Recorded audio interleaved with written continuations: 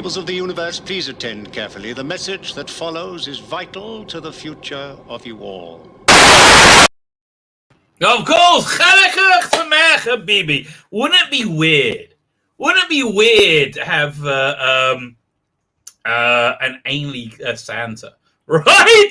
Like, you know, as the Ainley master, yeah, as your basic gay rapist master, he'll be wearing. I mean, he is. He's a bizarre gay rapist. I mean, that's how I would describe him. He is. He's a bizarre gay rapist. Bless him. Love him. Love his performance. But that's the Ainley master for you. But wouldn't that be weird as a Santa? Oh, speaking of which, bollocks. I am not adorned. Let me put on my my robes of office.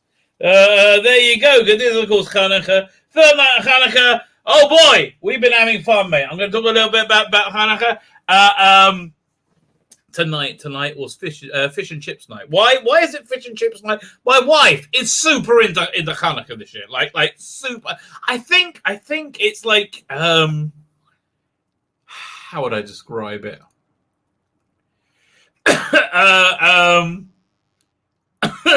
Like I used to be, well, I am. I mean, I think I'm still basically the same level as into it as ever I was. But like, I always like to, if possible, on the first night, like the Hanukkah, where you light the menorah, this thing over here. On the first night, as early as you can, because it's a new mitzvah. A good deed that you can perform, and it's always good to be able to run to do these new good deeds. When you have a new deed, you want, look, God, I'll do it. I'm not going to put it off, right. And my wife didn't really get it for a long time, many years, and she couldn't work out. I was like, okay, can you be home at this time? Just tell me when. I'll work out. And it's like it didn't land. Right, many years running. And until eventually I'm like, listen, I'm just going to light on my own, okay? Enough already. I'm trying, enough trying to make it nice. Enough trying to be fun. I'm just lighting it this time. You can be here if you want, you're not. This is what's happening, okay? And she feels like she kind of broke me of it. But, like, I'm like, I don't know. It's, so now I think ever since then, last year, then this year, this year a lot. She's really into it. So tonight she's making fish and chips. Why fish and chips? Because you need to fry things. That's Hanukkah. Frying things in lots of oil. Now, why is frying things? God, this is how retarded Jews are, And like, thank God I can say that. But like, really, this is how we commemorate. Yes, God did there's an incredible miracle with oil. So let's die. Kill me by eating fatty food. It's so because the miracles on the world. So, and I think she's making sufganiyot tonight as well. God, which is basically fried dough. We're gonna die. But it's okay. We'll go with the smile on our face. What is Hanukkah? What is this thing? It's the 8 crazy nights. So basically, story is like this. That wait a second. The used to be back in times of the ancient Greeks, Alexander the Great. Jews were the only kind of like civilization at that time that wasn't like Conan the Barbarian, right? Everybody else they met at that point had been like, I'm gonna beat you over the head and fuck you, right? That's like every other thing. And if you can beat me over the head stronger, you can fuck me, okay? Yeah, I mean that every other civilization had been like that. So we didn't have like the Babylonians, like we didn't have a good view of the non-Jewish world. And then the Greeks appeared, and they're like, fuck me. Look, they got math and look at all that philosophy and like, so we were really taken by the Greeks. We were like, finally somebody I can talk to. And so you go it's like a party. You go, finally, somebody on my wavelength. Yeah, I go talk to them. And then you get talking to him and you find out he's like into the Third Reich, into like white supremacy or something terror. It's like man, it's like the war of so yeah, that basically that led to this thing called Hellenization, right? It was a great assimilation. Thank you very much. Donuts have arrived. Oh my God, I'm gonna die. This is what I said. Listen, look. I'm gonna die. I mean, it's worth it. It's worth it. My wife just came to deliver me a donuts. Like. It's not such a bad way to go. All things considered, it's not such a bad way to go. I wish it on all of you too. That'd be wonderful. So anyway, what was it? So a big assimilation began, right, between the Jews and the Greeks, and that's what's called Hellenization. So it reached a point where we got to the war right now, where push came to shove, and we're in where we are right now. We have two very divided sides, and at that time we had spears, and there was a lot more of them than there were of us, and it was like 300, right? And they basically forbade Jewish religious practice, right? In many ways. So and people were kind of like bending the knee, like say, yeah, I guess.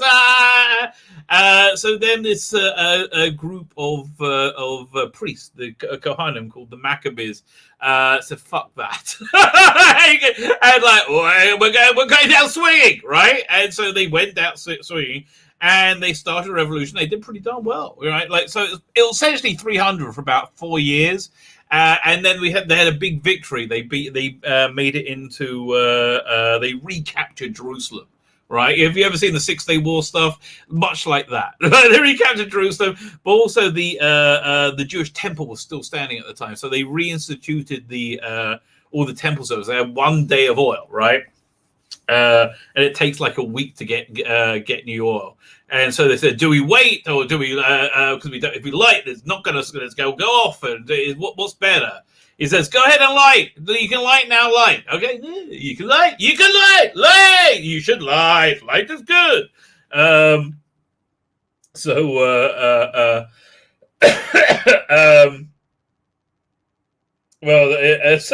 they lit it. and a miracle happened. Now, so that wasn't the first time this miracle happened.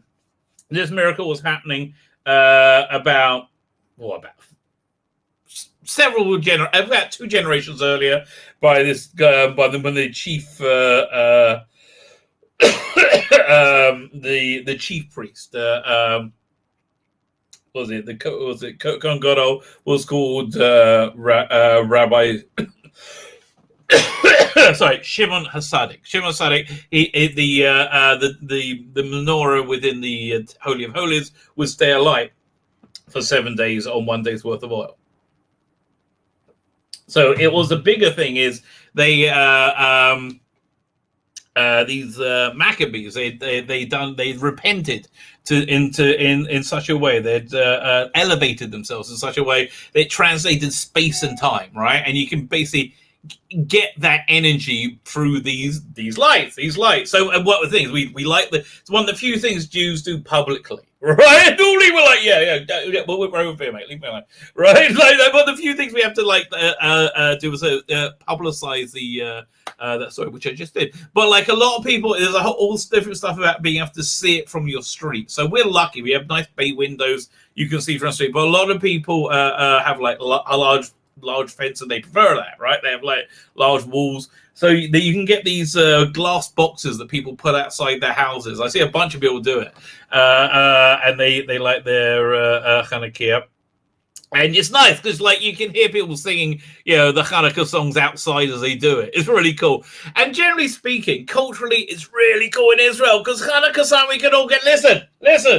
This is Hanukkah. Who can say no to that? Okay, I mean, who can? Okay, yeah, I don't think I should. So I'm gonna say a blessing. You guys can say amen. Okay. So this is oh my God, this is good. This is a blessing on bakers. Baruch atah Adonai, blessed are you, Lord. Eloheinu melech haolam, all powerful King of the universe, of reality. Asher kisham mitzvah dov. who has Beret Amazonas, who has brought forth grain. And a lot of sugar and a bit of oil. And I'm glad he did all of that. Oh man, that's good. So yeah, like when the kids were younger, we would go on vacation on Hanukkah. So like we were glad to go to like medium range like Holiday Inns, like the Israeli versions, like family hotels. But wherever we went, there was always like a Hanukkah lighting, and if we were religious or not, it's not everybody go out. We all had stuff going on. It was cool. It was all cool. It was nice. It was nice. It is nice. I like it. Anyway, I digress. So what else was I going to say about Hanukkah?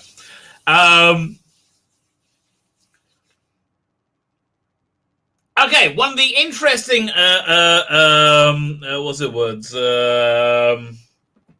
observance of it, which I could never really work out. Right, I can never work out.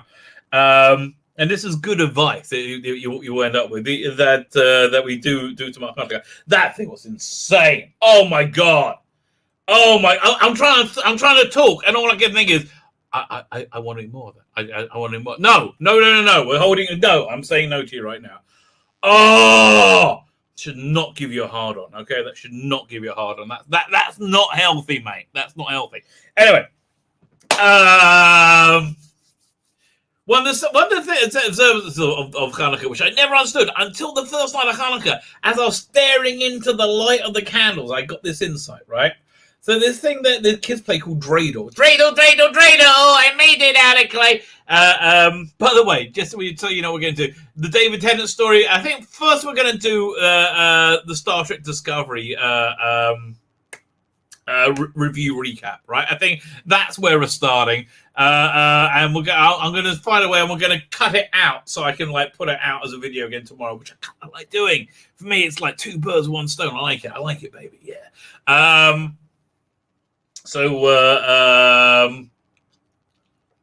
Oh my god, I just had a bit on from a shirt. Oh, it's distracting. Okay. So yeah, this thing called Dreidel, right? Dreidel.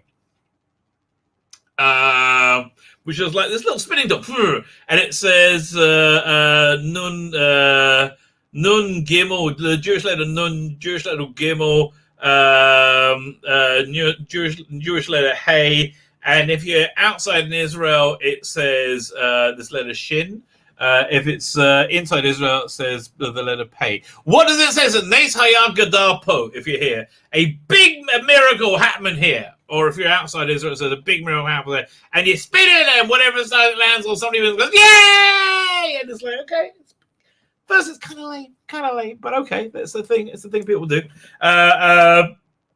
So you spit it. So, but it also it's kind of like a game of chance, and I don't understand that. We look down on games of chance. Now, historically, what it was is because the Greeks forbade learning, forbade Jewish learning, so it was a way to teach the alphabet. That was cool. So that, I mean, that's just historically where they came from. But my little insight though. I'm trying to find something from my desktop to throw up for you guys. I had something here to show you. Can't remember. Okay, can't find it. So the insight was this: that games of chance are something that are like very, very culturally Greek, right? It's very, very cultural. And again, to know that cultural divide, we have one side who are like, yeah, can we all just live and let live and be like whatever? I would say the breakdown of my audience is probably like this. I will go to 70%. 65% agnostic, 10% atheist, probably less than that. I don't know. 60% agnostic, 10% atheist, about 25% believes in a deity. Right? That's how I will break it down. Right? But still, I think we're very the cultural divide is really all about God. If people believe in God or not. If people are okay believing in God. If it's like not something like if you're saying if it's the idea of God, you hate it. Like you can't stand this. Have Christmas because like no, it's Yeah, that's you got something wrong, mate. But what was it on Crowder the other day? They were reading out the Constitution. It really made it clear. Said like we hold these truths. All these inalienable rights was it under God, right? It was the line.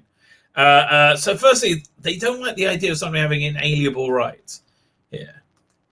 Bill of Rights. Isn't it? Bill of Rights or Constitution? Bill of Rights.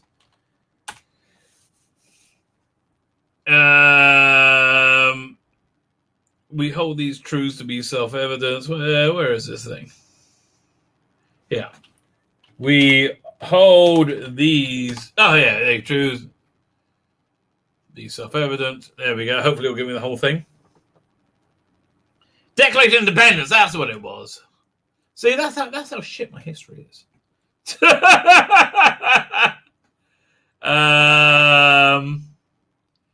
Anyway, the line was inalienable human rights, right? Given by God. So two things I hate there. Inalienable rights means you have right. That's limited their power over you because these rights are your rights, and you can't have your rights taken. They are inalienable, right? They hate that. They absolutely hate that because they're evil, right? But what they really hate is the reason it's inalienable because there's a power bigger than them. There's a power other than them, and that's God. And that's the divide we're in, right? I think as a culture, if the idea of there being an omnipotent being angers you, upsets you, you're probably on that side of the aisle, right? And if you're like okay with it, like listen, whatever, live and let live. But it does make you mad. Like, you're okay for it to be Christmas, right? Like, I'm Jewish. I like Christmas. Right? Like, if you're okay for it to be Christmas, yeah, you probably don't have that problem, right? So happy Hanukkah. We're on the third night of Hanukkah tonight. As I said, donut night, which is, okay, I'm getting another bite. That's freaking insane. And then we're getting to the chat. See, if I have a bite, then go to the chat, that'll keep me focused, right? Oh, no, fuck. Oh, fuck me. Oh, fuck. Oh, God, that should be so good. Mother.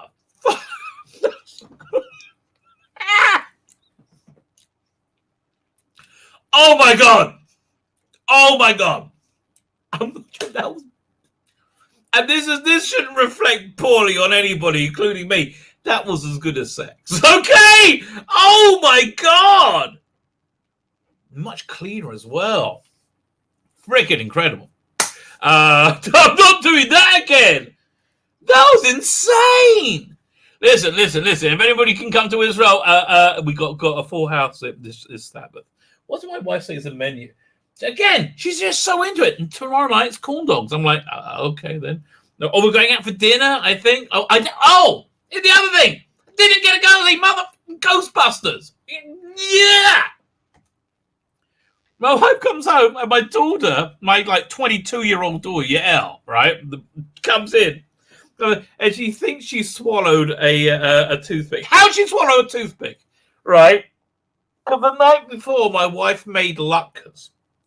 And so Yael made herself a nutritious wrap of latkes and turkey from Thanksgiving, which we had on Friday night, and stuffing. And fake cheese. I was like, oh, God, I'm going to be sick.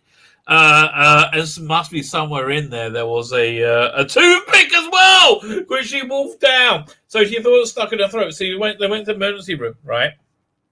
After our doctor friend said, yeah, you should get that checked out, baby. So it's emergency room. Instead of going to Ghostbusters, I was like, oh, man, I want to see that movie. I've not spoiled yet. I know there's another credit scene. I don't know what it is. I've not spoiled yet. Can't bloody believe it. Anyway, so it did go like so. My daughter they couldn't find it in her throat, but she did found laryngitis or so. She's got to get. She had to get antibiotics. So she's pissed off. She can't drink for 10 days. I'm like, really? Are you? And she is a lush. Let me tell you, that kid likes to drink. No, man, just dropped my phone. Man, that was insane. Oh, wait, one second. Wait there. Let me turn this off. And then I'm really getting to the chat. I'm just diving for my phone. There you go. Okay. Fine, I'm back. Who is it? PD Rich is here. Blimey.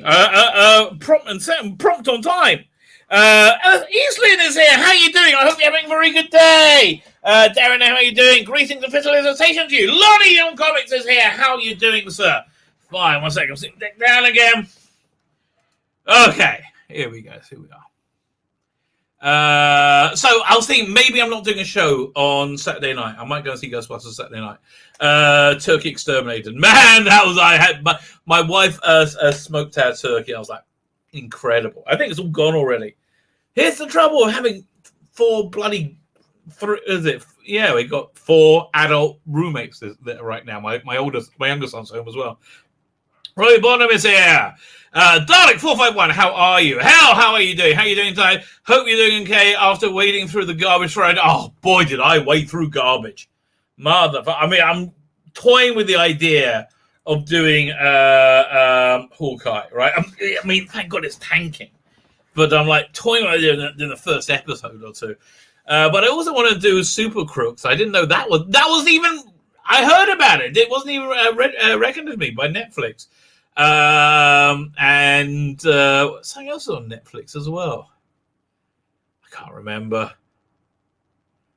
Something else is out that I wanted to see. What was that? And I think Lost in Space is out, which I'm really not that into. I mean, hopefully it's got Parker Posey. If it's got Parker Posey in it, I'll watch it, I think. Without her, I'm like, forget it. Right? It needs Parker Posey. Totally. Without that, it's too saccharine. It's too saccharine as it. Hey, fine. Let me. Disaster areas here, as is my youngest son. Tzvi Lebetkin, well, fish and chip technically is a Jewish dish, as it was Jewish people who invented it. Something like that. Well, my what was it? Great grandfather. He actually made a lot of money with a string of fish and chip shops. I doubt they were kosher, right? I very much doubt they were kosher. Yeah, I got some pictures of it. Oh, fine. We're going to send that over to 1 second. And that, and that, and that. Oh, and I think this as well. Blimey, lots of things. Let's go. We hit this. Airdrop, waiting to be accepted. Oh, I'm parting the hairs. Oh, I tell you, that thing was as good as man. I mean, okay, I'm older. I get it, but still, I really like sex. I mean, don't get me wrong. If my wife said, "Here, do you want to stop your stream and have a shag?" I'm like, "Yeah, goodbye." That's it. It says yeah. That's always going to happen. Yeah, it's never going to happen. But that would always be my choice, right? Yeah, really. It's the world's ending. Yeah, okay, I'm up. Mr. Jekyll and Hyde is here. So, yeah, no, I'm just Mr. Hyde and Hyde. That's me. Does that picture come in? Hang on.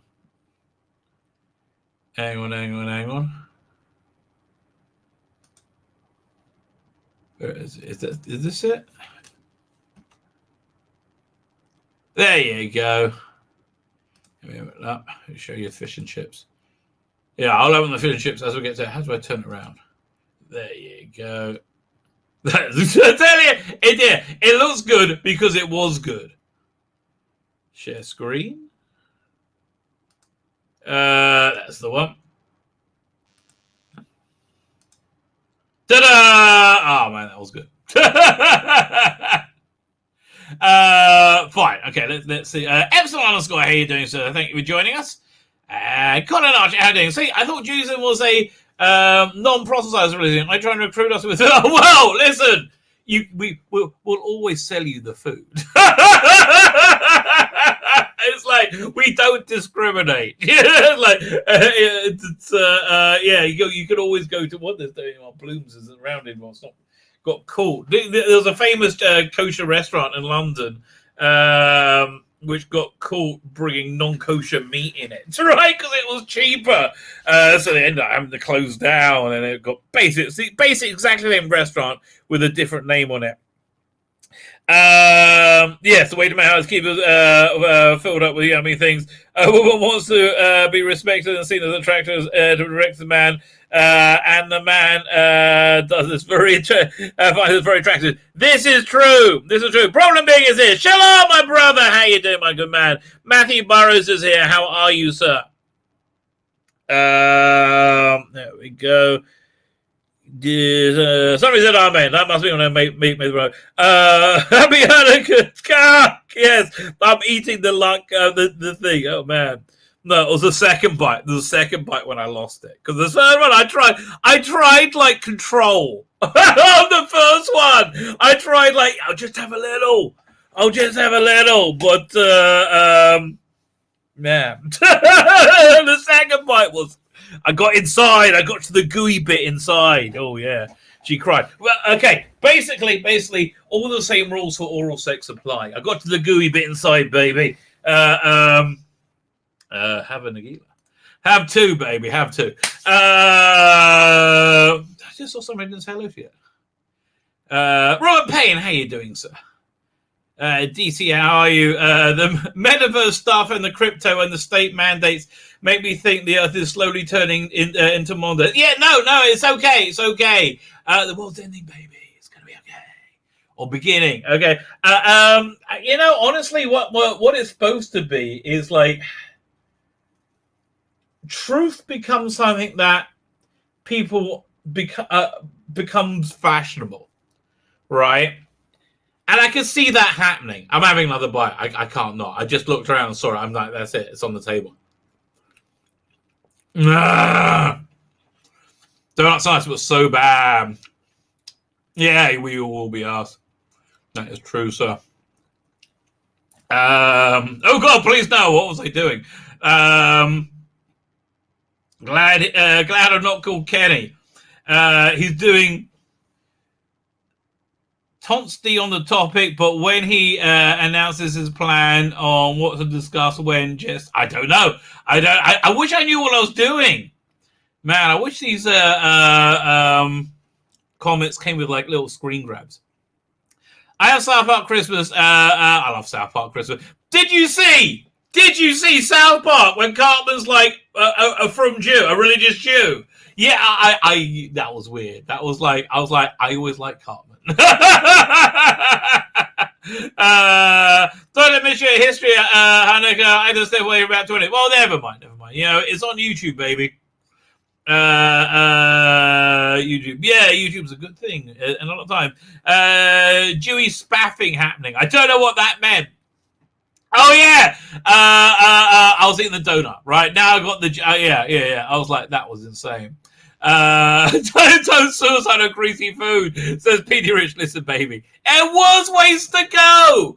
Have you been writing a sitcom about your life? Yes, I have actually. Oh my God, many times. Poor girl. What they do? Oh yeah, no, she was in hospital. She's fine, please. Oh my God. Please. That was the only drawback to her what's the word?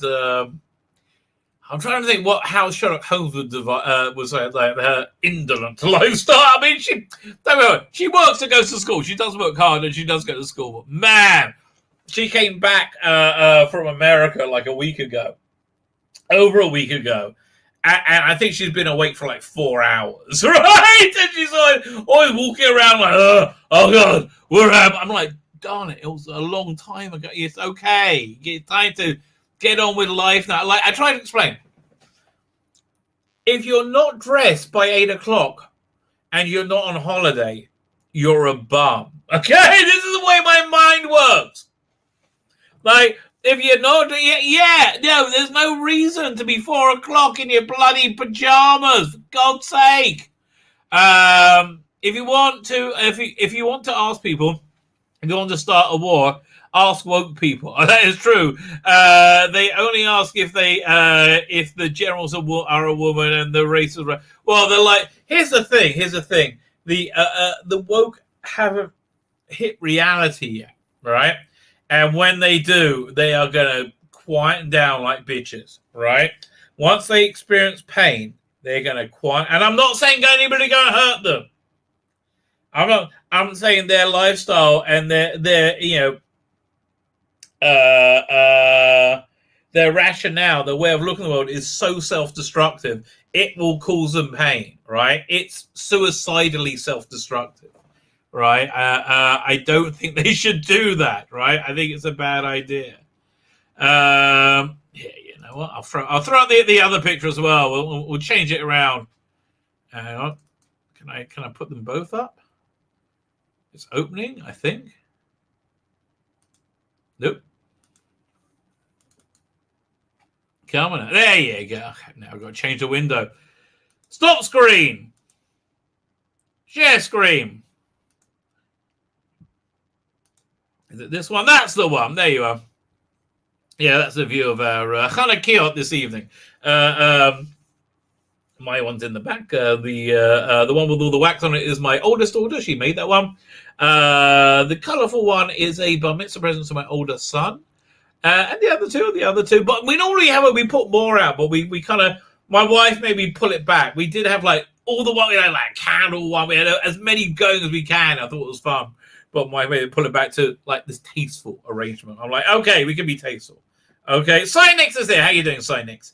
Gareth Morgan, I think I said hello to you, but I'll say hello. And Mark the Vicar is here. Fancy place. Well, you know us. We are fancy people. Molecular Arts, how you doing? Yo, how are you, sir? That's good. I don't wish it's going to happen. Yeah, you want to come over? Better look at homemade fish and chips that my parents could make. Oh, yeah, so apparently my grandfather had fish and chip places, but he lost all his money because he was really into gambling. I never saw the appeal of gambling. Chip shop called the Golden Chippy across my road. My friend Eddie used to work there. He set it on fire once. Okay, well, I hope it wasn't a suicide thing. I mean, not a insurance scheme. Not a suicide thing. Blimey, I hope that wasn't a Freudian slip. Although I do know somebody who killed themselves that way. My woman who lived like 3 doors away from me, right? She used to be married to Leslie Phillips, right? So, okay, that's weird in of itself. The actor like Charm School for Cad. Oh, hello. Oh, I see. What on? That guy, right? Leslie Phillips. So she was my remedial teacher, I think, when she was trying to teach me to read. I just was lazy, as it turned out.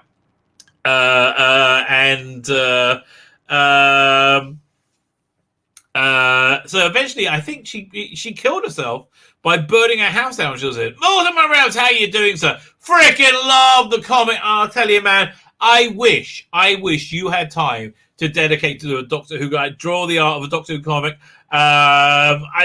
Dude, there's such a market. There is such a market. Do you ever get laid off? Yes, I did. I'm talking about right now. You ever get laid off? That's and you get like 6 months of severance. You made. Let me tell you, you made. I could sell that. We could sell that. Go and check out his DVR. They're fantastic. They're all fantastic. Otto Penquest, how are you doing, sir? And Ding Dong, I don't know what that means, says Bob Matthew Rose. How are you doing? Ding Dong to you, sir. And Gareth Morgan says Eric Cartman and Sheila Brolowski must be related. They do not care who they hurt in the pursuit of their own selfish desires. Which one's Sheila Broflovsky? I'm going to look up Sheila Broflovsky. Hang on. Now you got me intrigued. Hang on. I'm trying to make move. Okay, let me close down some bloody windows. It's Sheila Broflovsky. Okay. Okay, fine. That one. Thank you. Very, very, very. Cosmo. Is she? Yeah. Okay. She's releasing this book. Cartman. I know. I love the religious Cartman. I think he's freaking hilarious. What did Mickey Mouse do? Well, that was back when Mickey Mouse was cool. It was a Jedi Mickey. You can't see he's holding a lightsaber. We actually had it shipped back from Universal Studios. Oh man, that was a vacation. That was an awesome vacation. Another. By the way, shall we look at it? No, I want to get. Okay, we might look at this. Look at. Maybe we'll look at it afterwards. I wanted to get to Star Trek Discovery, right? It's Star Trek Discovery because we need to know about Star Trek Discovery. It's truly awful. It is truly, truly awful. Let me just pull up my notes. Hang on. I'm just getting the screen grabs. We've got the screen grabs ready. 215 screen grabs of this turgid waste of human endurance. And that's how I would. It's just unbelievable. I mean, really. And now I see Max Versace could be working for Star Trek. I mean, doing a novel, so she can get answers handed to her there. Now there's a whole different standard, or maybe she won't be held to any standard because she's Max Versace. You know, she's the protected classes. Disco 402. You know what? I'm going to make the font bigger because I'm an old dude. I'm an old guy. Yeah, I'm an 18. I don't care. I'm going to 24. Oh, there you go. See, that's actually easier. Oh my God, I'm so happy I did that. Fine, let me start showing screens. One second. Fine, we'll do share screen. Actually, before I was going to say, fine. Star Trek Discovery, Star Trek 402. What is in this episode? It's essentially, they just go, yeah, we're just going to be about women crying in space, and there's something really weird, like unflattering special effects it's going on. They must be cheap to do, I guess. That might be where it's coming from. They do seem to be pretty much a bottle show. And again, let's get to the screen grabs. Let's get to the screen grabs. It's just so bad. There you go. Is this it? Doink. There you go. So we start off.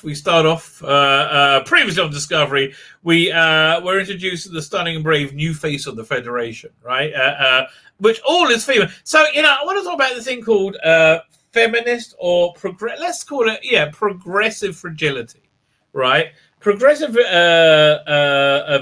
fragility is Malcolm Benese, how you doing, sir? Progressive fragility is they are so insanely fragile that the idea that a woman isn't in charge and doesn't hate men and want to snarl and humiliate them, right, or treat them like pets.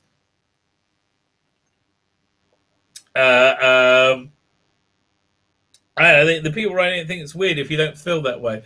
But we get because they have this thing called progressive fragility, and it really is. So we have the leader of the Federation says, "Oh, stunning and brave woman! Oh, look, I'm stunning and brave, and I'm a woman. Oh, I'm stunning and brave, and I'm a woman too. Do you think we should make out? Yes, I do. See, I just made it better. Look, you weird. Like, I honestly, this is the weirdest thing ever. I don't know. Anyway, stunning brave woman of the Federation, Dr. Gay, saying, "Oh God, yeah, this is. I wrote this line down.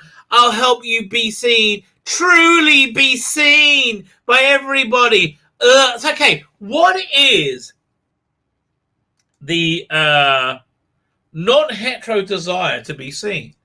Right, it's like I'm happy not being fucking seen. Really, like what? Like, okay, listen. I mean, take the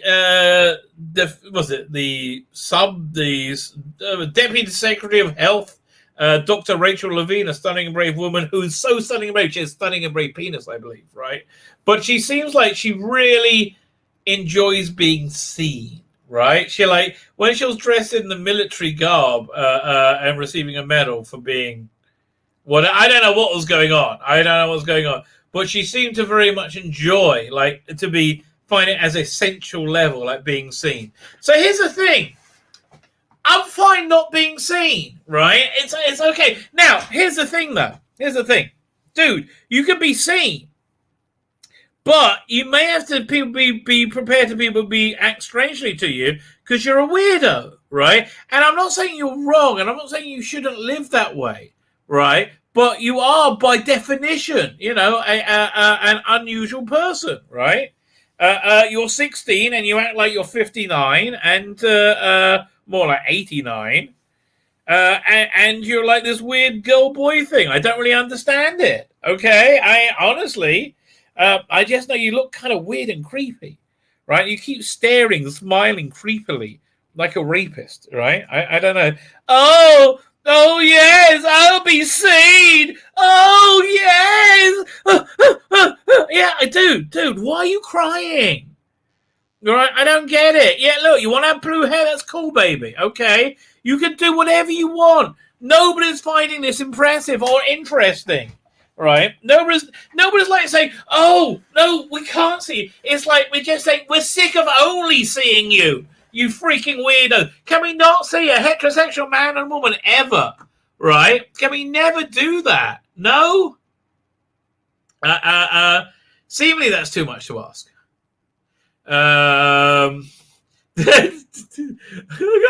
She's got so she really has some crazy eyes, doesn't she? So finally, this is Burnham working something out. Oh, I'm so stunning and brave. I'm working it out because me. Look at me. Oh, 1 second. Let me zoom in. Oh, let me think. Because I'm the stunningest and bravest ever. And then I hate that they rip off the alert graphic from Star Trek 2, by the way. I kind of hate they were like, if you think this shit is worthwhile, why are you piggybacking on Star Trek? Again, this is unrecognizable from Star Trek. Why not just make it its own thing? It doesn't need to be Star Trek. You can make it whatever, like a Space Quest. I don't care, right? But no, it's because you want to be seen. So here's on the planet, the pedo planet, right? Where the weird pedo rape scene happened. It's blowing up. So fine. So that's the preview. So then we get weird blanking in and out of footage. I see the birds. Oh, there's black. I see the more birds. Oh no! Oh my! Oh no! It's black. It's black again. Oh dear. I see more birds. Oh, now it's black. Oh, the horror. Oh no!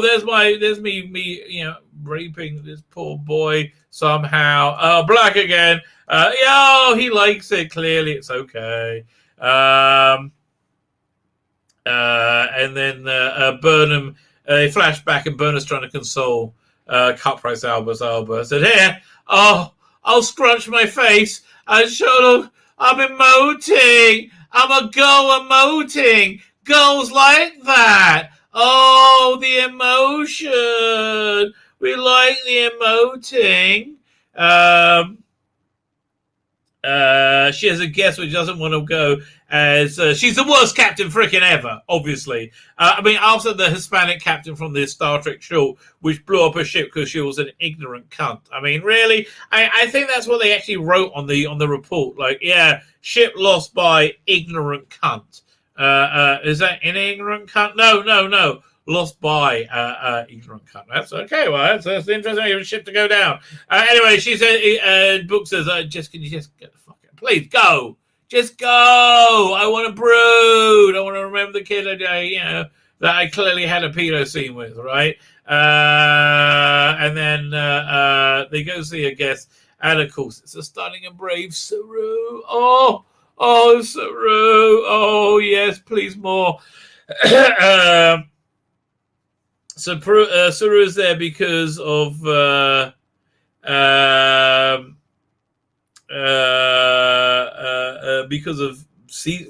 the hell's wrong? I say it now. I hate this. I must have written it on Pages or Word or something because they've got the spell check going here because of season's anomaly. Oh, you're right. Saru is there because of this season's anomaly. Finally got my notes. And she whines how Book won't talk. He won't even cry. Oh! So then Saru says, just leave him alone. Leave him alone, you crazy bitch, okay? Leave him alone. I mean, he's a man. He's not a girl. He grieves differently. So Saru agrees. Saru is there for masculine, paternal, male enforcement, right? Reinforcement. Saru says he's in so much pain he won't even listen to the stunning and brave Burnham. And basically Saru says, "Look, shut up, bitch! For God's sake!" I mean, he says it with his face. Hi, you are the bestest and bravest. Can we hug? Oh yeah, this is the Kelpian symbol for community. It reminds him he's an elder of, I don't know. Basically, they try to make him look like a cross between Wolf and Spock. Okay, and she's smiling again. Yeah, smiling. There you go. Everything's great. And he says Saru's been offered the captaincy of the, I don't know, Big and Baum or whatever.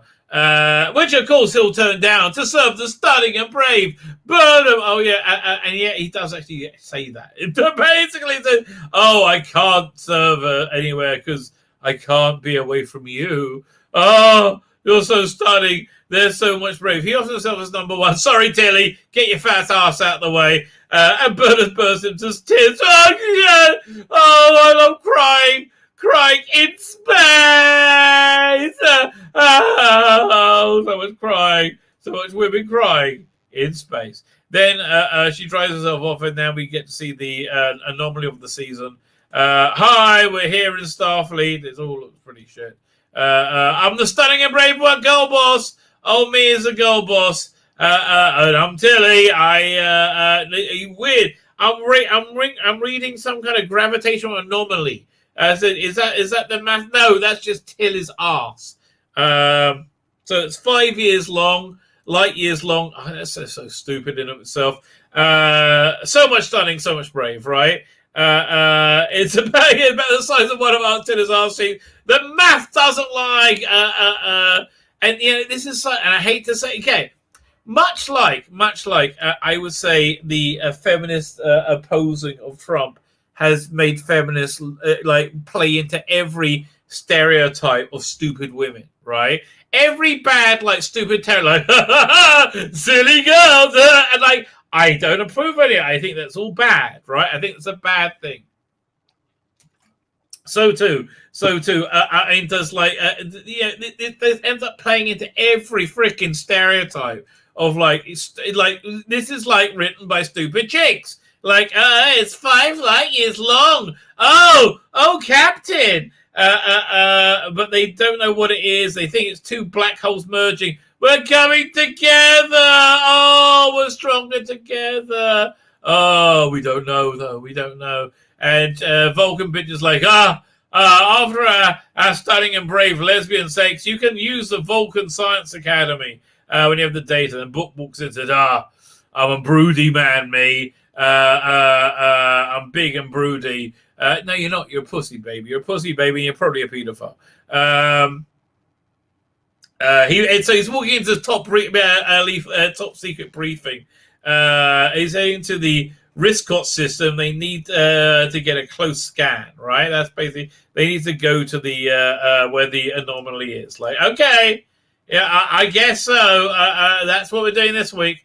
Vulcan says the officer, as I said, the Navarre Science Academy.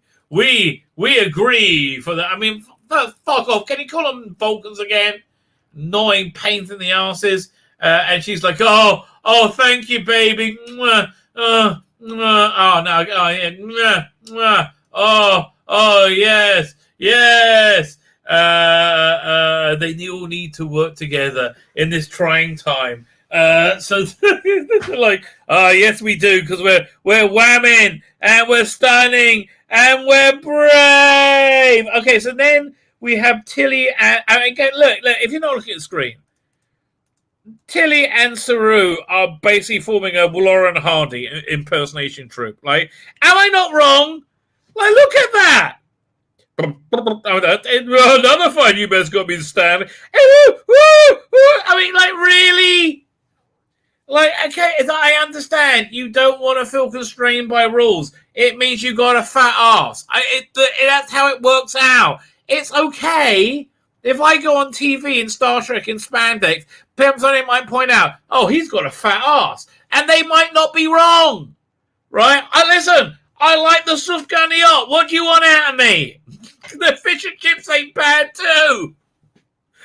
I don't think that's going to be in the main video. What can I tell you? Yeah, you have to join the live streams to get the full context, baby. So, yeah, I mean, like, really, she seems to be getting fatter. Like, I'm not putting this through a fat filter. This is actually that's on the screen, okay?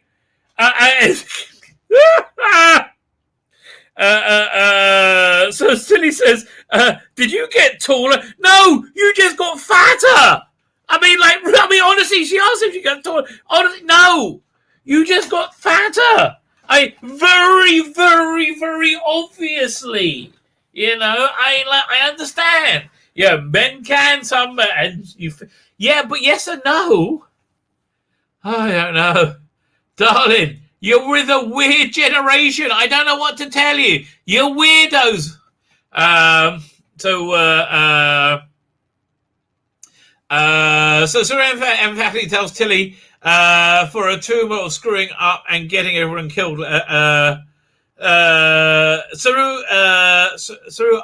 us empathically to Tilly. I don't understand what I've written here. For her trauma of... So basically she's sort of still freaked out about screwing everyone up and getting everybody killed. I remember, yeah, they're all like... But yeah, isn't that just that every freaking week? I don't know. So anyway, they go to the bridge and say, oh, Saru on the bridge. Oh, hi, Mr. Saru. Let's smile. And then Dr. Gaze with... okay, here's the thing. That's the other thing. That we have a very divided world. So we basically... I think it boils down to if you hate the idea of there being a god, whatever that deity may be, even if you don't believe in one, but if you hate the idea or not. So the people on the screen hate the idea of there being a deity. Like, hate it. They actually hate the idea of it. But they hate the idea of family, right? They don't like a normal heterosexual nuclear family. They think it's a terrible thing, right? They got rid of it in the black community in America, didn't they? And then the inevitable failure that caused was then blamed on the people who said this was a terrible idea to start with. Anyway. I'm not following the chat, but Moonlight and Aiken Capaldi's watch. That is true. Listen, I hate to digress. And I'm sorry if you're watching this on the video I'm putting out from this. But listen, I love Capaldi dearly. He had a lot of weak episodes, right? A lot of very weak episodes, especially his first season. For me, I think if just looking at the episodes, the quality of the writing, this third season is the strongest by a long way. I would have loved to see 2 more years. I think we deserve 2 more years. Anyway, back to Dr. Gay. They love they hate the idea of family, but they love the idea of found family, right? They formed the family together because we're all the gays and we're all family together being the gays. Let's segregate ourselves because we're gay. Are you? Yeah, my name is Dr. Gay. Oh, man, I just sprayed right over my screen. Though, she's mooning about something. So anyway, Saru, they're trying to decide what to call Saru. And so she's freaking out about the people they lost. And then she doesn't really know what's going on. So she's trying to work out what, so how they're going to talk, what Saru's going to be. He's like, I can't be Captain Saru because you're the captain. And how about just Saru? So she's like, no, I want to call you Mr. Saru. Like, really? So again, they're just ripping off Spock, right? I mean, like, it's very obviously what they're ripping off at this point. It's like, and they're just throwing in women emoting in space. A lot of that. This is her giving this rousing speech. and failing horribly. For me, they always represent the Biden administration that shilled so hard for it so hard. They always represent the Biden administration that they have shilled for so hard. The writers and the actors, quite frankly, they have so little doubt that if it was being written with any realism, that there will be.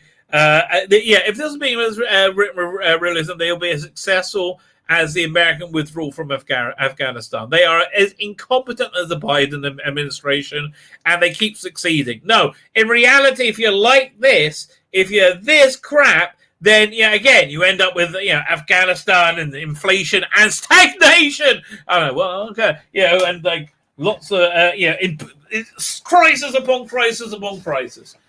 But just give this there's lots of shots of worried faces as they head out into the anomaly of the week.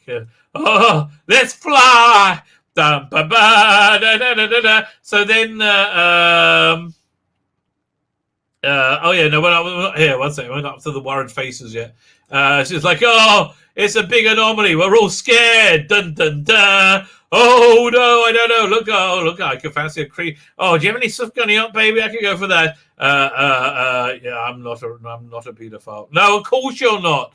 I'm sorry, baby, I'm gonna cry.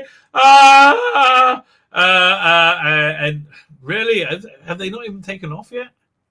I'm going through my screen grabs. No, we're not there yet. Fine. Okay, 1 second. So then, fine.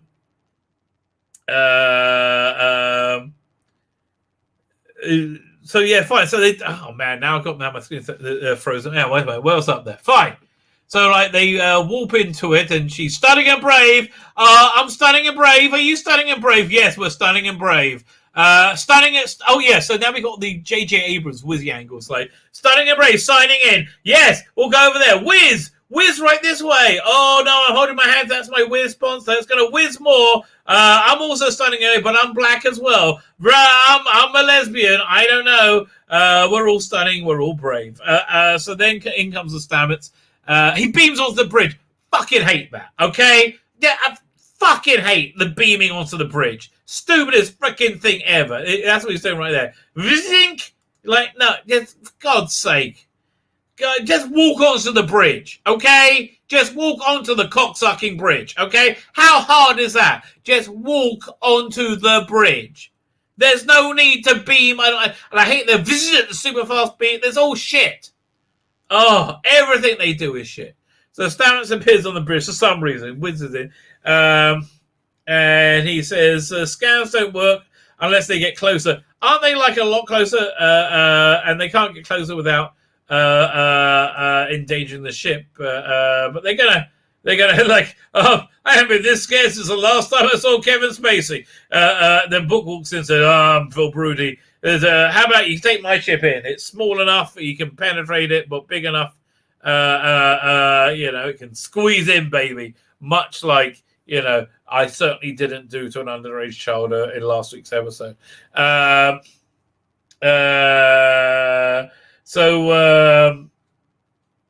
So then she's like, fine, but I want Detmer to fly it. And he's like, let's go to the ready room. But I'm stunning and brave. Let me patronize you for a little bit. And the ready room is strangely like, has it got bigger? It seems to have like a few layers to it now. Oh, please, no, I beg you, don't be like that. Again, this is like... And could you imagine Kirk doing this if he wasn't being controlled by an alien green, I don't know, weird bitch thing?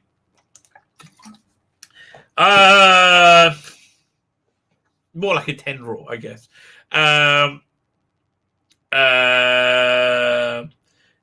He needs to do this for his planet. Burnham saying if he goes there and he isn't ready, he'll endanger everyone in the ship. How? Right? Like, if he goes out there and endangers everybody in the ship, how's he going to do endanger everybody? Like what's going to happen with that?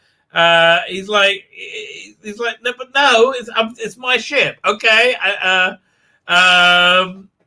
But as I said, listen, this conforms to every stereotype of stupid women, right? Which I don't support at all in any way, shape, or form. But this is like the dumb blondes writing on Star Trek. Like, how's he going to endanger Discovery from his own ship? I don't know. Who cares? Now, if anybody hadn't vomited in your mouth yet, here you go. Oh, God.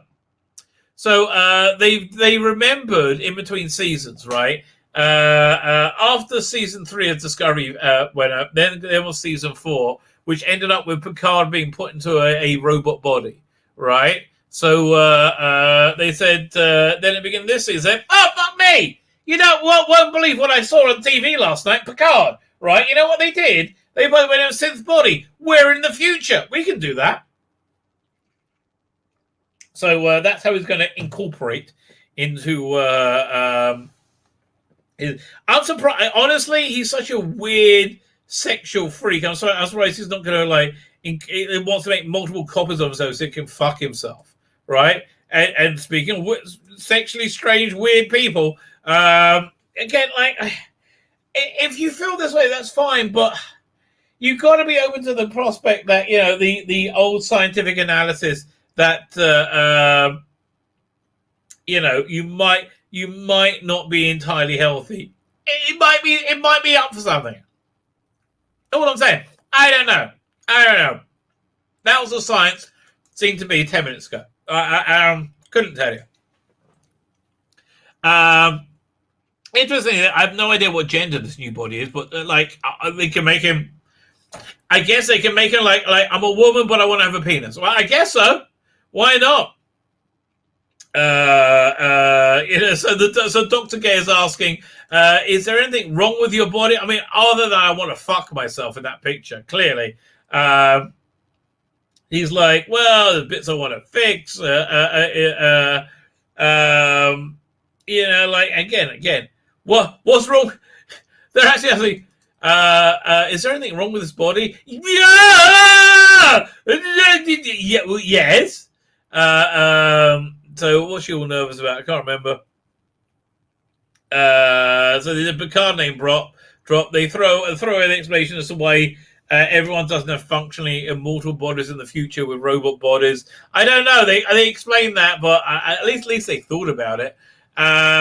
Gray asks if his body's going to age. And Transgo explains that he's afraid of getting old.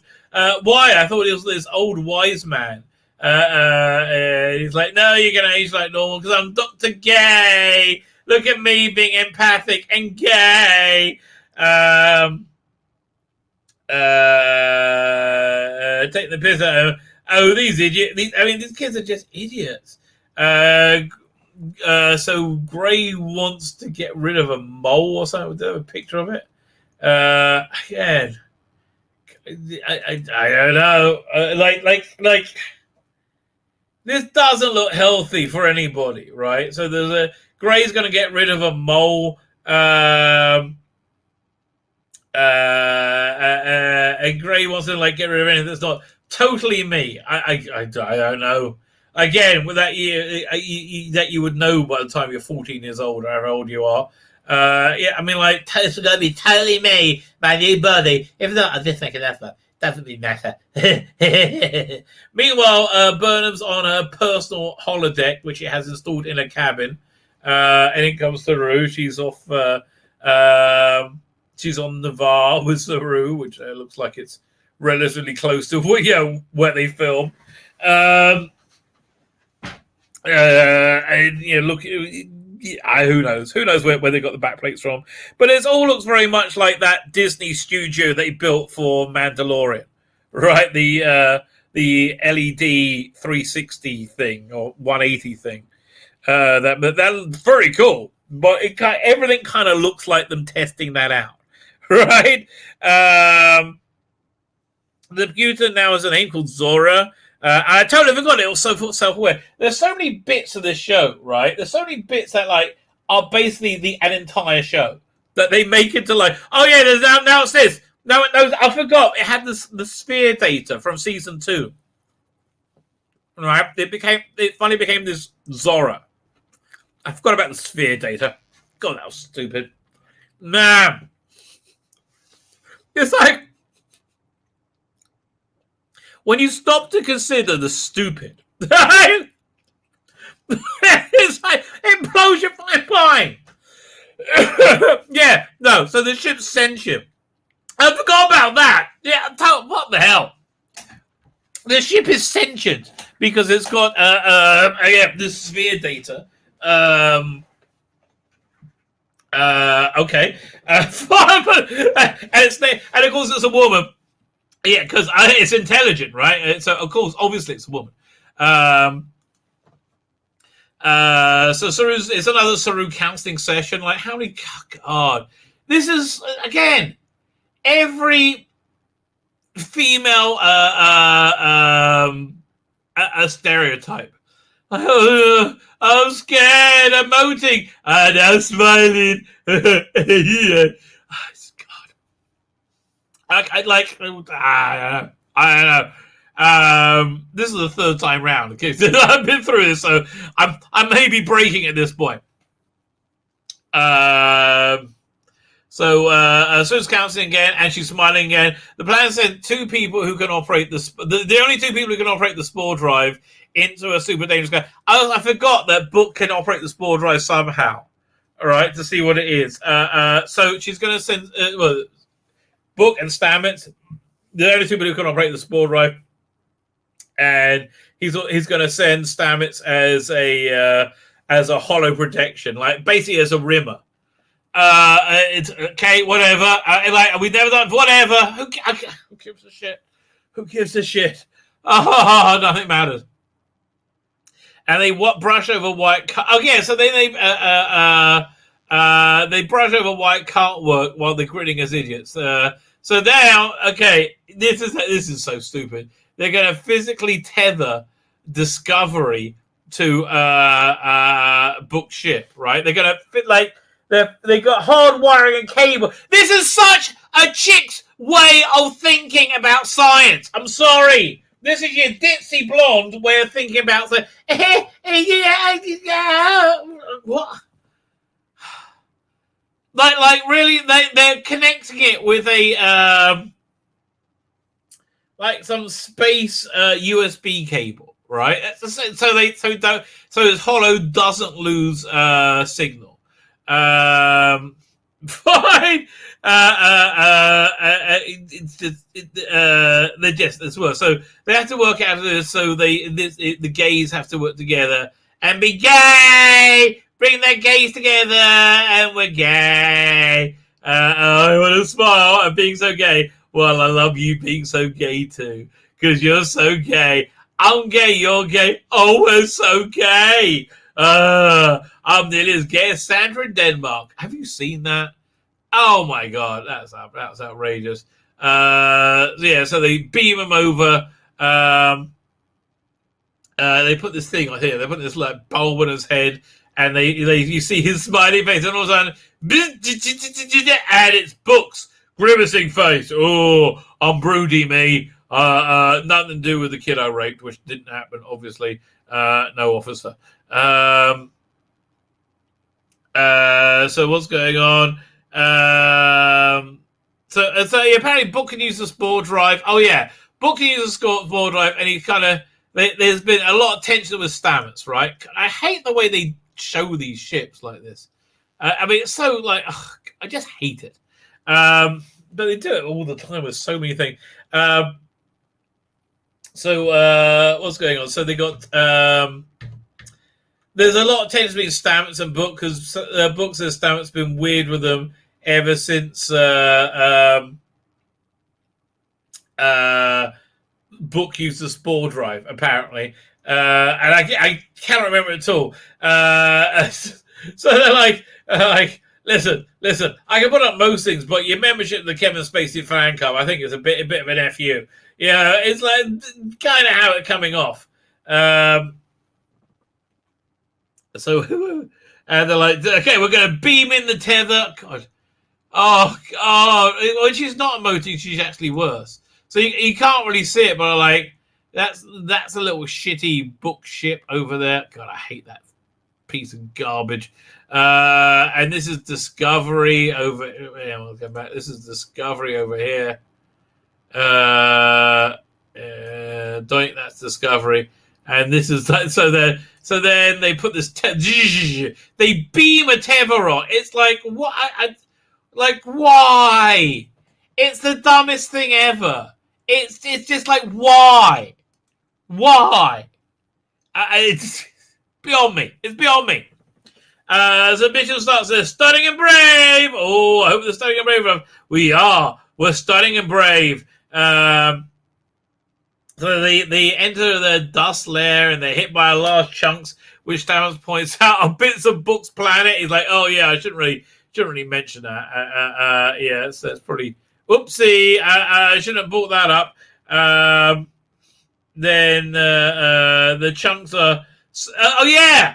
Oh fuck me. Oh, then it gets stupid. Okay, so then you can just see there are dead birds in space. They didn't burn up when the atmosphere failed. No. Here, one second. Here, doink. You can just see. Oh, look. Some of the actual birds are there. But it gets... Look, you can see more. Oh, my God. Yeah. Like, what? In space. It's like, oh, the birds are all dead.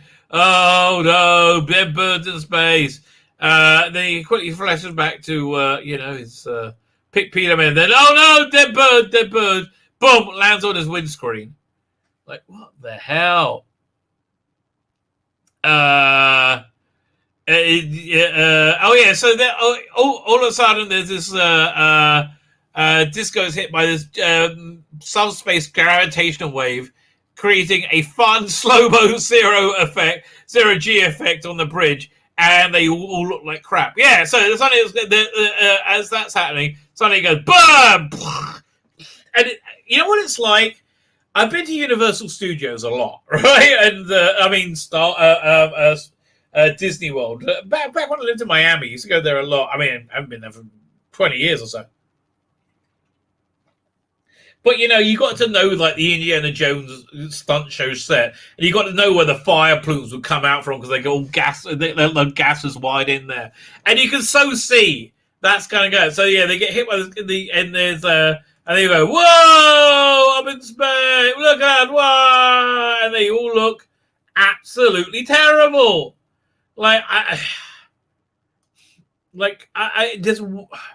Again, this is a dumb blonde idea of Star Trek, right? Finally, I found the way of saying it. That's what it is. This is a dumb blonde's way of Star Trek, right? It's like, oh, we're all floating. We're floating. Oh no, float. And look how shit they look. Oh, look me, I'm floating. Oh no, but I'm stunning and brave. But I'm floating. And just, gee, everybody's sort of a faggot. And all of a sudden, boom, everybody falls down again. Plop. Because they're crap. Right? And also, maybe not have anything combustible on the bridge, because that's how most people die, clearly. Strangely exploding panels that for no apparent reason, which make up much of Discovery. So then, I think we have a Tilly scene next, right? Are we up to Tilly next? Oh, one second, I've got the little whizzy wheel. One like what's trying to load up the next one. There you go. Then they're like trying to work out let's be all stunning and brave. Stamets is freaking out. Oh yeah, so Tilly's like trying. Boy, she looks so bad at everything. So they need to get the trans girl on the bridge so they can figure out what happened. Why? Can't anybody else? Can't she work out from where she is, like in a normal workstation? No, she's got to get to the bridge. Okay, fine, whatever. Is she going to walk through the door? Nah, she'll teleport. Okay, well, I guess so. There she is. And oh look, I'm nerdy, but I'm the best. Again, this is the Biden administration. This crew is the Biden administration. And this is how they see themselves. We're the smartest, bestest ever. We're so diverse and so best. And everything we're going to do is work. No, everything you do turns to shit. God's sake. Let's go, Brandon. God's sake. Who this person looks like now. It's unbelievable. It's just unbelievable. So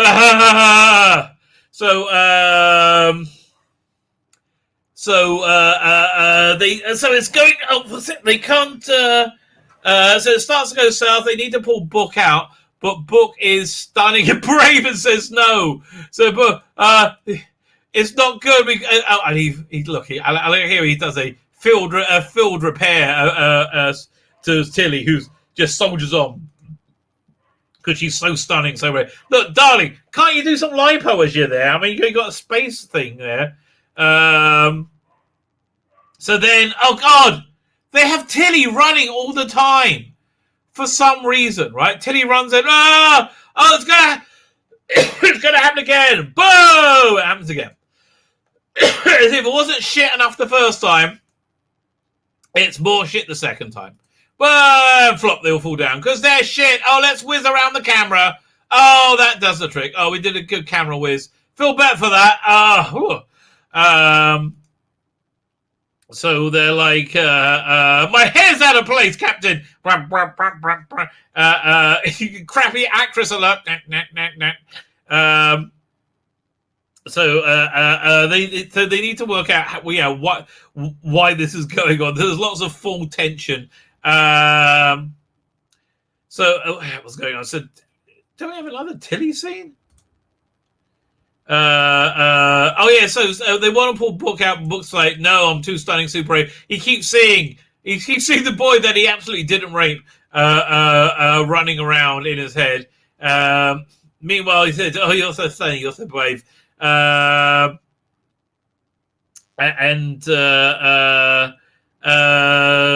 Was it Tilly's freaking out, and I think Dr. Gay talks him down. Man, hang on, trying to work out where I am. Dr. K comes right out, Galaxy Quest spoof of their old show. So they ask, oh God, they're like saying, oh, we got. So they want to pull Book, right? But Book won't come. And they're like saying, no, I'm too stunning, too brave. I'm not coming. He's very stunning, brave, Captain. As he comes in and says, oh, it's going to happen. Did we just do this? No, she's running again. What the, darling, if this is the first time you've done this in 2 years, don't do this on camera. What the hell?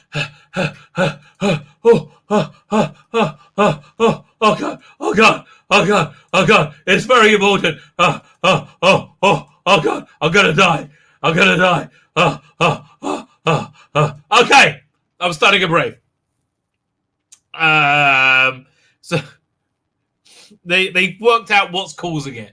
But before that, Dr. Gay says, where was this thing? He says, is he stable? He says, it's situated like this. Yeah. In these circumstances, it's impossible to distinguish between stress and emotional stability. Bam, bam, bam. Is it stress? Is it emotional stability? I don't know. And he's like, I'm not going. You don't order me. Oh, I'm book me. And oh God, she comes running in. Yes, so fine, but we're up to that. Burnham makes a super emotional decision to release a tether because otherwise they're going to die, right? I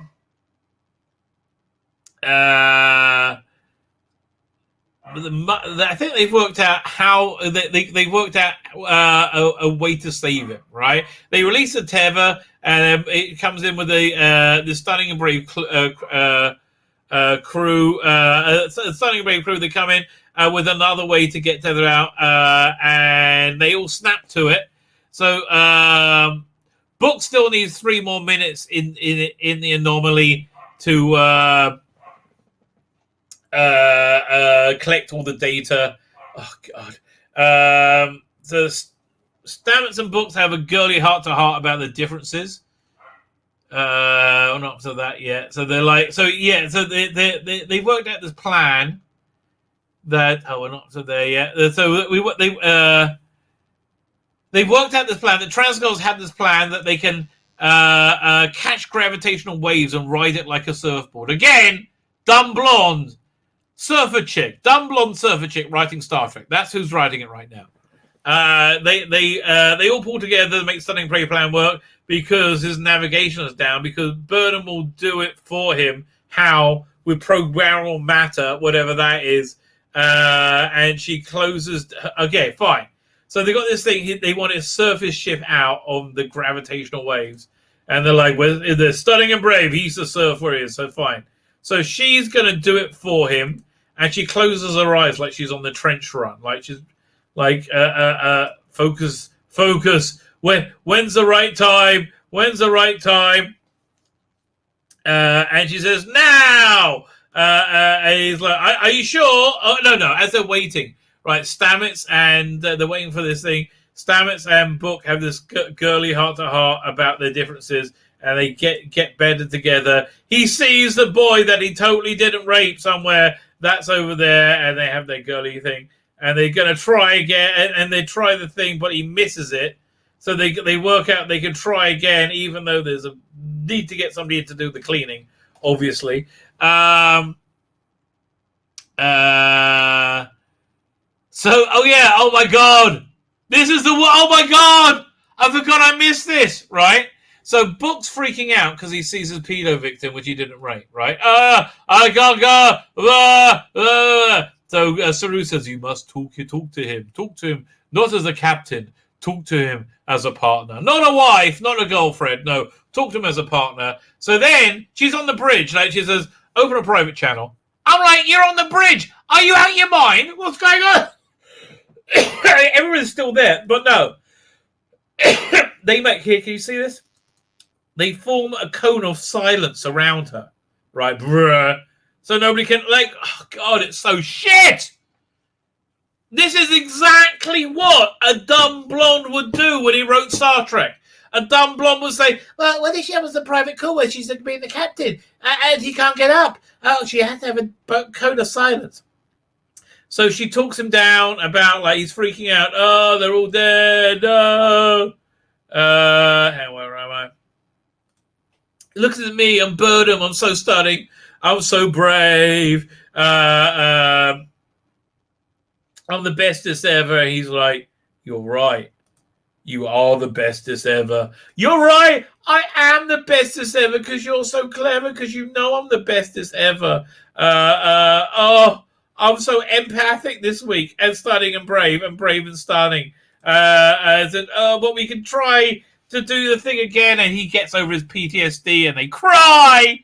They cry like Star Trek Discovery people. They put their hands over the program matter. They're ready to go. They're ready to try it out. There's full tension because you know it's going to work. They say, do it.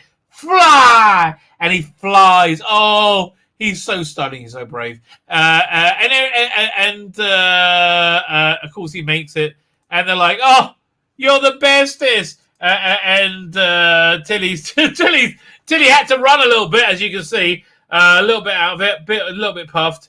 Everybody says, oh, you're all the bestest ever. We are the bestest ever. We're so good.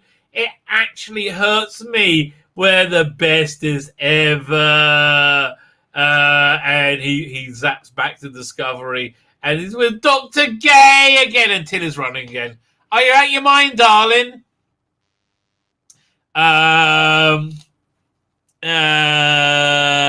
Tilly then saying, she's feeling off and she wants to. Okay, fine. So then Tilly stops Dr. Gay and said, hi, Dr. Gay. I'm very fat and I keep like running towards camera. That's probably a sign not everything's right. Okay. So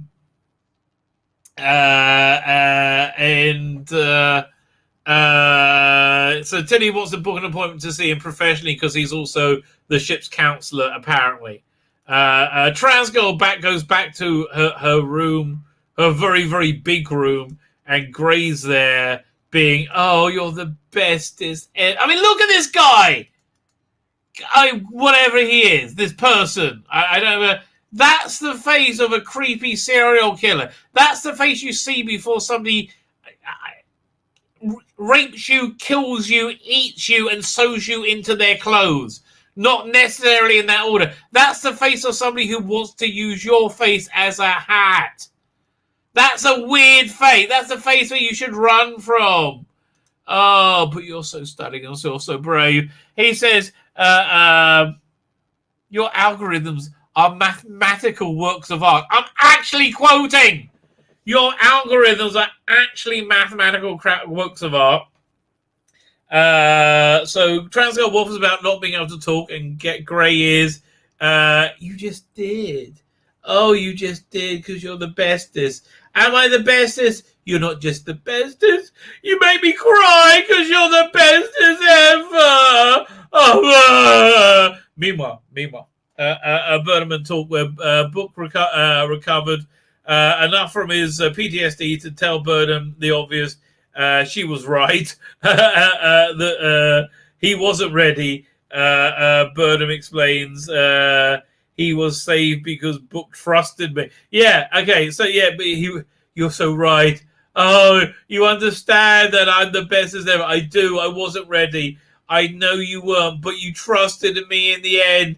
And because you trusted in me, you survived because I'm the best as ever. Oh. Book combines keep seeing the kid that he totally didn't rape. And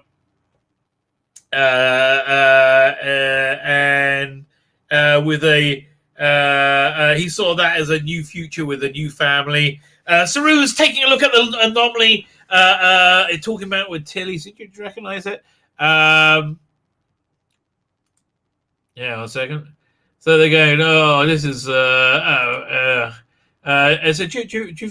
gladly pay you Tuesday for a wimpy today, a burger today. He's like, well, there's something weird about this.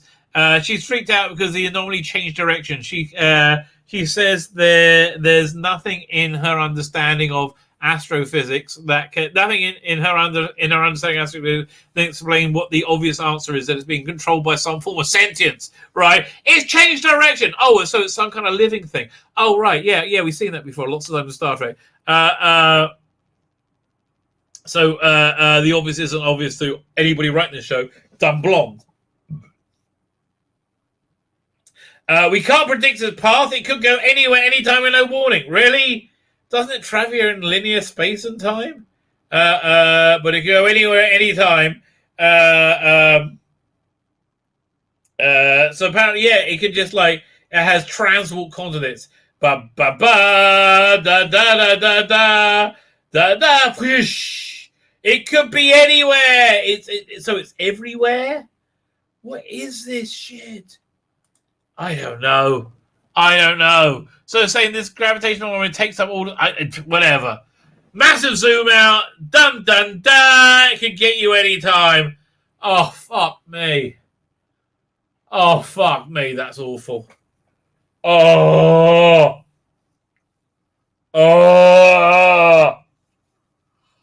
Oi. Oh, Carlich, how you doing? That's so bad. Oh my god, that's so bad. Fine. You know what we'll do next?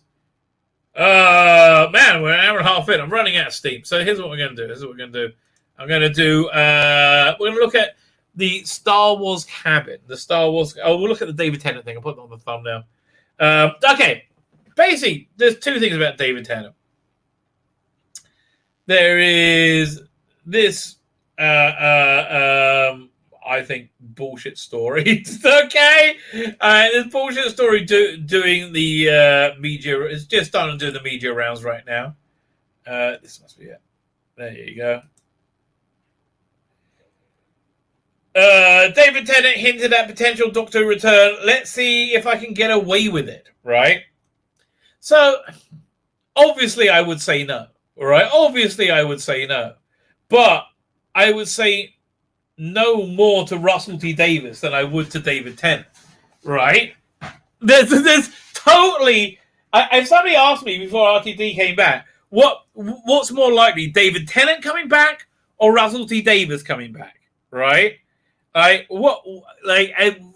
we don't know what he's coming back for. We know he's coming back for a special and something else, right? Another series or something. We don't know.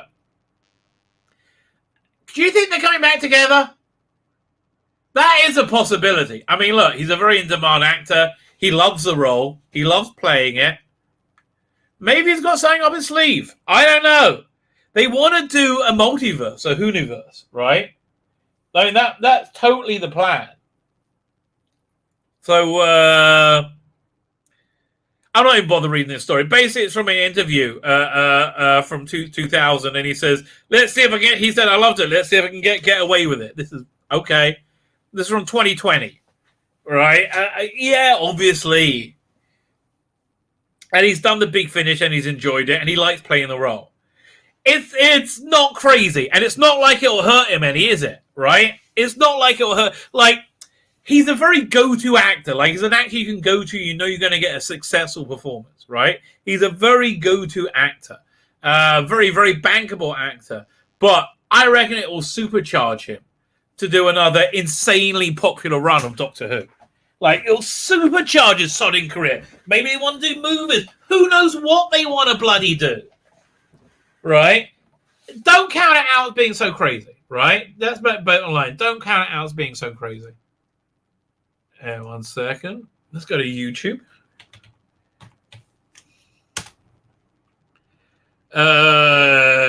It's Star Wars Galactic. Here, what? Star Wars Galactic Star Cruiser. Fine. So they've released their first teaser for this. So this is the Star Wars hotel. This is the famous Star Wars hotel. Basically, you're there for 2 nights. It's about $6,000. You don't see daylight, right? You feel like you're in a spaceship. You kind of cosplay the whole thing, you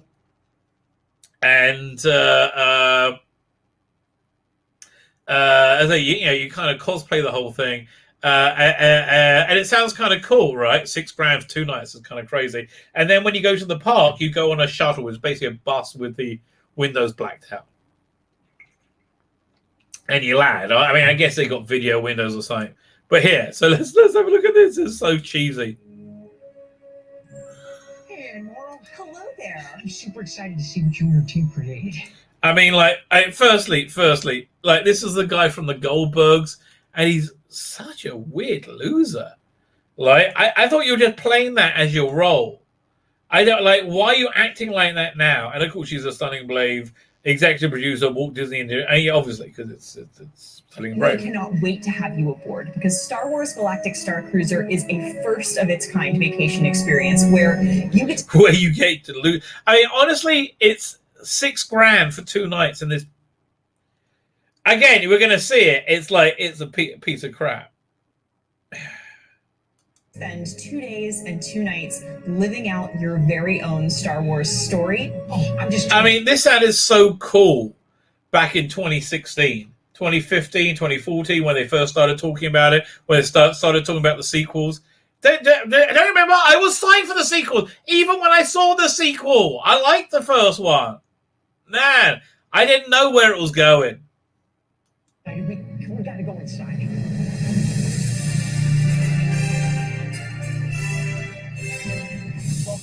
I mean, look at that. Look at it. Okay, what makes the Star Wars universe so incredible? That it's lived in, that it's dirty, that it's falling apart, that it's dingy. This looks like Battle Beyond the Stars. This looks like shit. Oh, it's not good. Wow, this is unreal.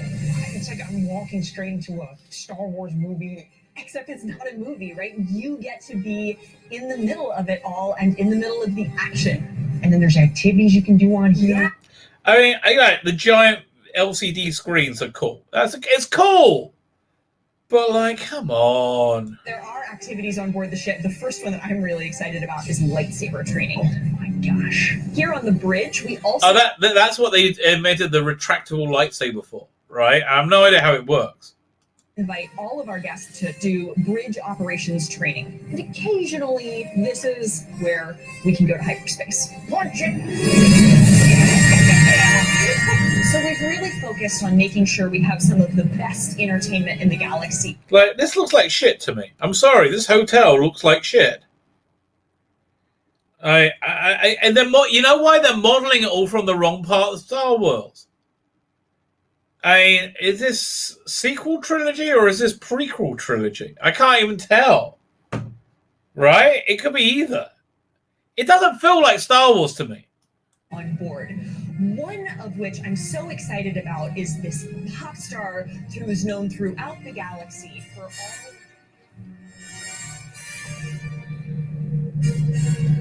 Yeah, honestly, I see more better like cosplay Star Wars nerd bars that look better.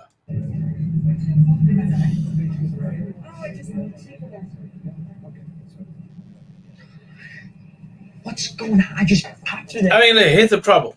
Star Wars works in a dingy part of the universe, right? You need to go to cantinas, like dingy cantinas. It doesn't work in this. This is the thing they wanted to get away from with Star Wars, right? This is the absolute opposite of Star Wars. Lord, I have no idea.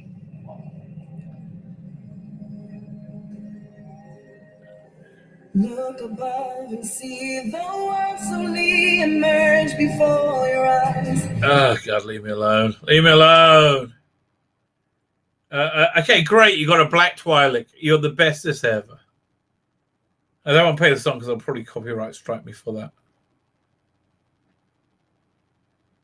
Oh, that is funnier watching it without the sound on.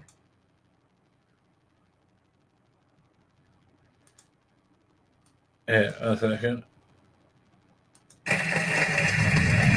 Let's have a look at it. Actually, try and look at what it's like there.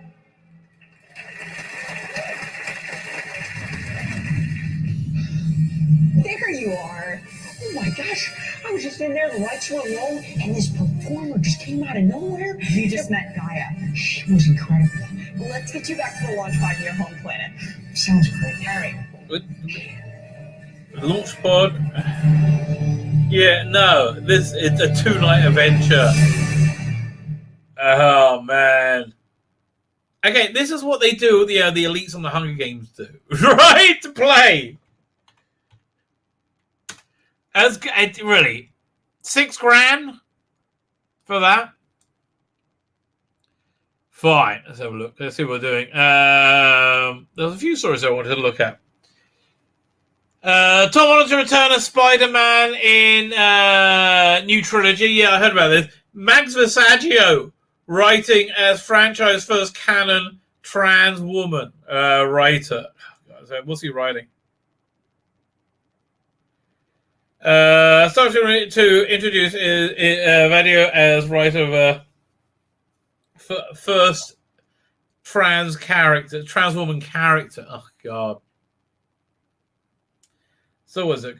No big deal. I'm just in Star Trek now, thanks to David Allen Mack. Okay.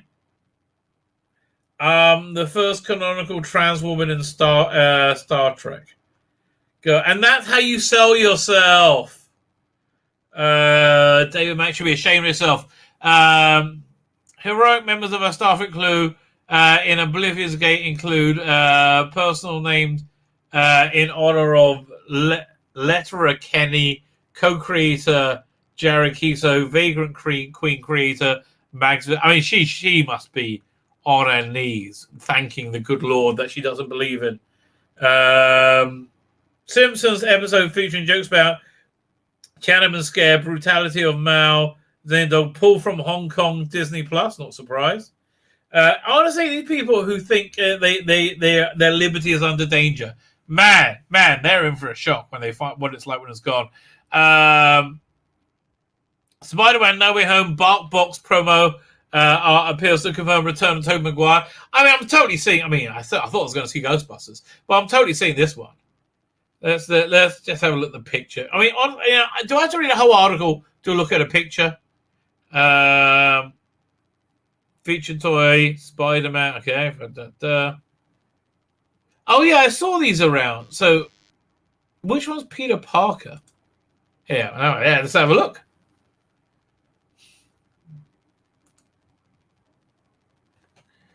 Okay, what are we looking at here? Iron Spider, email, web, box. Your friendly neighborhood spider. Your friendly neighborhood happy team is here to help. Is that the? Are you saying that's the Tobey Maguire costume? Oh, there you go. I see it right up there. Oh, that's interesting. Let's go back. Let's look at that. Oh, yes, that's right there. Yeah, it does seem to say it, doesn't it? I mean, that certainly indicates it, doesn't it? Well, it makes sense of what's in it because they've got Magneto. Oh no, Magneto's no, not Magneto. Whatever he is in, he's a different one. Kevin Ways and Wilson, Dave Channel controversy says cancel culture is getting out. It got out how when you lost your job hosting the Oscars, and probably that was really when the Oscars stopped mattering. When Kevin Hart lost his time hosting the Oscars. This is so bizarre. I wish I was more into it. David Aja. When I've seen the first 10 minutes of Hawkeye, right? When I saw the titles, I was like, man, David Aja needs to be paid, especially all the promo artwork. So David Aja needs to be paid for that, right? Because I like this Hawkeye book, right? I think it's a really good, smart book, right? And you know, sadly, that I don't think they adapt it. But it was like, I mean, the artwork on this is really. I mean, I just really like they did the two-tone pieces. Just this is gorgeous. He really knows what he's doing, David Aja. But yeah, look, fine. I mean, that's just gorgeous design, and they are ripping off. I mean, so your boy Zach's review of this has been you got like inane, woke female roles, or who are nobody is relatable. And you got Jeremy Renner actually playing a real character in the middle. I might give it a go. Yeah, but there's a lot more. So there's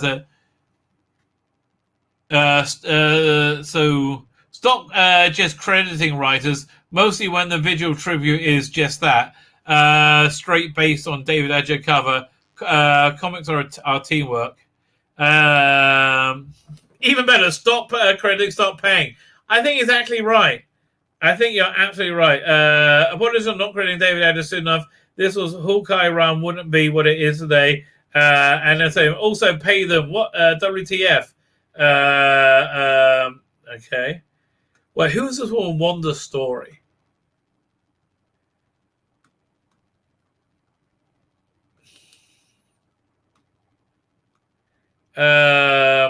Okay, so she wrote official poster paying homage to one of Matt Fraction's coolest things ever. OMG.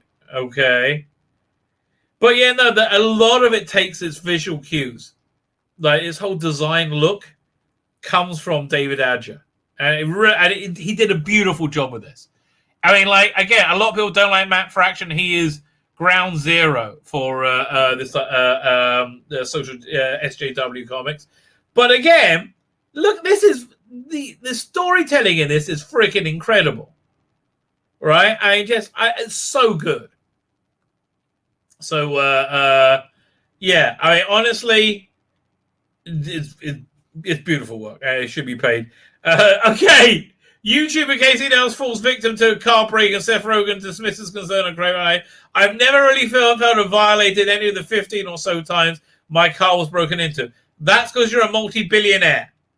A multi-millionaire. That's because it doesn't cost you a hit for that to happen, right? Idiot. That's because you just get your assistant to deal with it, right? If you're not a millionaire, it's a lot harder, right? It's a lot harder to deal with. Man, oh man. Oh, Will Wheaton. I really want to do it. I think I talked about this last live. I want to do a video on that. The frightening thing is, he so believes himself, even though no facts are in any way with him. He so completely believes it. Strange yet true. Fine. I got the other half of that sufkin not waiting for me. I have to go upstairs see if there's anything else. I'm going to sign off. I didn't really get to enough. I will be back on Thursday. We got so much to get to. I have all this Doctor Who stuff to get to. I'm putting a video out tomorrow about the. I'm not sure which one I'm doing tomorrow. You know what? I want to do a video about the reaction of the Tory MP who said that boys need male role models. I think his broader point was actually correct. So the reason it really came to my attention, even though I did one video on it, the reason it's really come to my attention is because what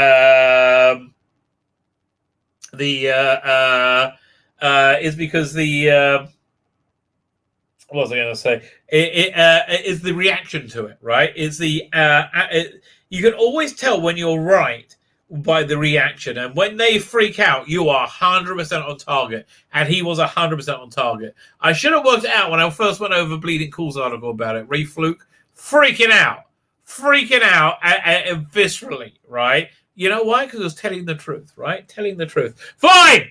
I'm done for the evening. Everybody have yourself a fantastic evening. M Broadcast want to hit again. Wizzy will. Hanukkah smell.